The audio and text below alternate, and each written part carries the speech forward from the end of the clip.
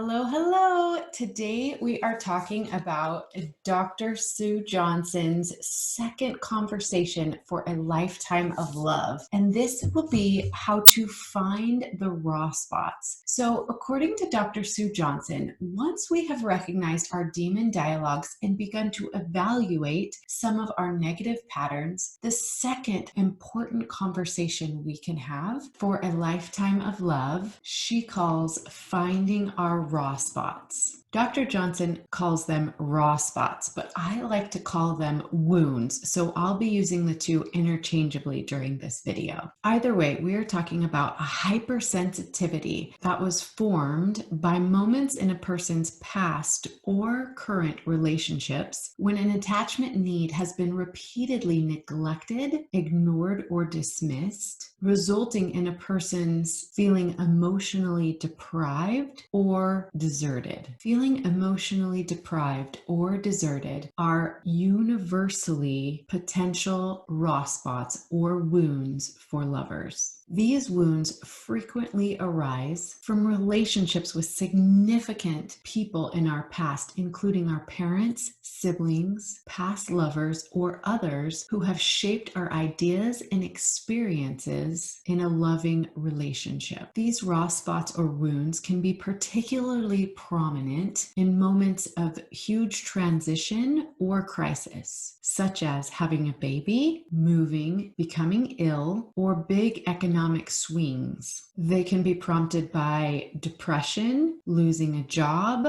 losing a loved one. These are the times when we need the most support and understanding from our partners and when our wounds are most raw. Finding yourself repeatedly in a pattern of demon dialogues most commonly results from one or both partners poking, jabbing, or rubbing against each other's raw spots. Stopping these destructive dynamics depends not only on identifying and breaking the cycles of demon dialogues, but also on finding and soothing our own wounds and helping our partners do the same. These wounds may be more or less pronounced in each partner depending on their upbringing and past relationships. The good news is that we can heal even the deepest vulnerabilities with the help of a loving spouse. We can find a sense of secure connection and attachment with the aid of a responsive partner who helps us deal with painful feelings. So what happens when we poke or agitate these raw spots or wounds? Number one,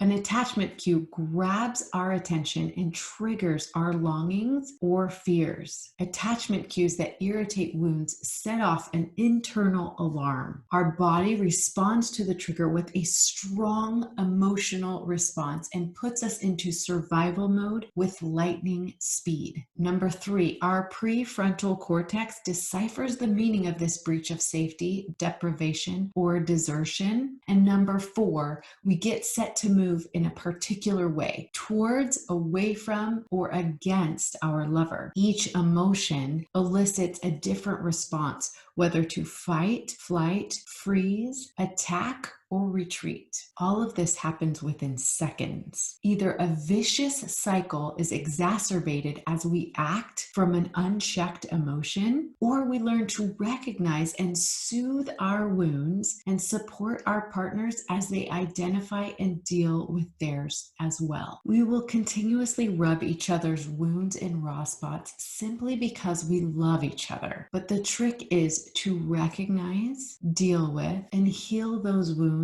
in ways that do not keep us stuck in these negative patterns of behavior. In the next conversation, we will learn more about how to work with these attachment feelings to de-escalate the destructive patterns that we often fall into, that Dr. Johnson likes to call rocky moments. So I hope that you will join us next week for the third conversation in Hold Me Tight for a lifetime of love. Until then, happy marriaging.